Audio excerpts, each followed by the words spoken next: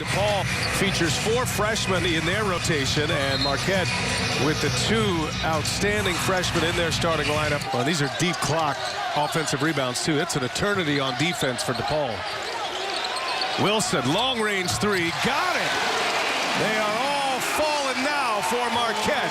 5 in a row, and Dwayne Wilson gets into the act. Marquette just passing the ball well, finding guys, just making the extra pass. Rousey, oh my goodness, Dickey. 7 consecutive three-pointers made for Marquette. When you're hot, you're hot. I'm liking Rousey. I think he's got a little swag, a little flavor. I could be the voice on this hype tape, no question. If he can afford you, that's a different story. There you go. What do you got to say about that, hype man? Hashtag splash from Andrew Rousey. Oh! And Garrett answers with a three-pointer. But this story today in the first half has been all Marquette. What an exhibition of three-point shooting for the Golden Eagles. 12 out of 20. Wow. Kane with 7 right now, picks up his 2nd assist. Johnson fouled. Count the basket and 1. 40. God. Reinhardt goes behind the back. And Rousey in the corner. And an exclamation point for Andrew Rousey. So Marquette, an emphatic victory today. 83-58 over DePaul. They go to 3-2 in conference play. And we are pleased to be joined now by Steve Wojciechowski, the head coach at Marquette. And so before the game, you're telling Dickie and I, this is the most important game of the year. And most coaches would say that about the next game, but you had a different reason for that, coming off your win against Seton Hall. What was that? Yeah, obviously it was a hard-fought win against Seton Hall, and you know, last year you got to protect your home court in the Big East, and we haven't done as good a job of that in my first 2 years here, and so we've tried to put a point of emphasis on it, and this was the next game, so it was a huge game for us. Let's talk about the three-point barrage that your team got on in the first half. Marcus Howard goes to the bench with 2 fouls at about the 9-minute mark, and then you guys found it from behind the arc. Yeah, and, you know, obviously the shooting was impressive. The thing I liked most about it was the ball movement that led to the open shots. When we get open shots with our feet set, we're a very good shooting team. I thought we were very unselfish on the offensive end, especially on the first half.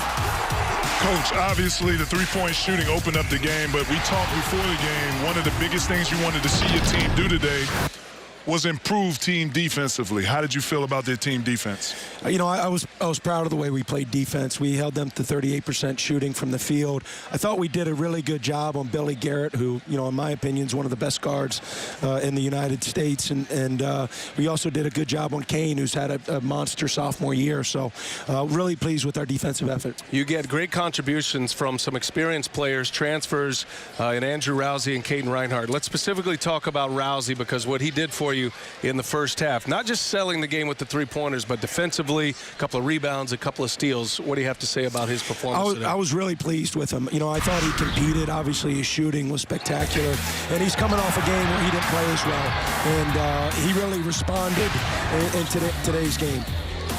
Well, Rousey coming out and knocking down a shot. How do you feel about, you have the luxury of having a Howard who's been playing well. Now you have Howard coming out in the beginning of the second half, had a couple of turnovers. You come back with Rousey. How are you feeling about having that luxury of 2-point guards right there that can add explosive offensive power for you? Yeah, no, it's great. And, you know, both those guys are very good offensive players. You know, to be able to have 2 guys who can put pressure on the defense, not just with their shooting, but also driving off the fact that people have to respect their shot is really good. You got a tough window coming. Quick thoughts. Your next 3 games, it starts with Butler and Indy on Monday. You're not going to let me enjoy this one, huh?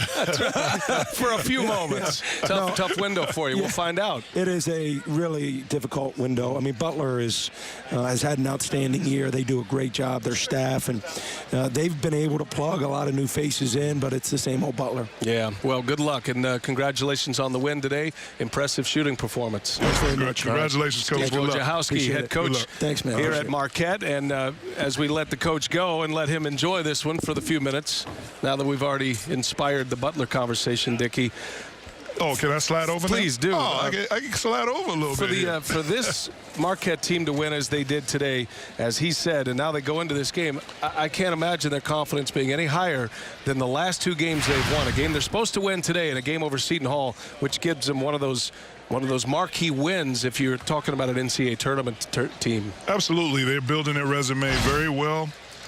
When they have the shooting that they had today, combined with their defense, team defense, this Marquette team is definitely going to be in the mix of being into that NCAA tournament with this strong Big East Conference.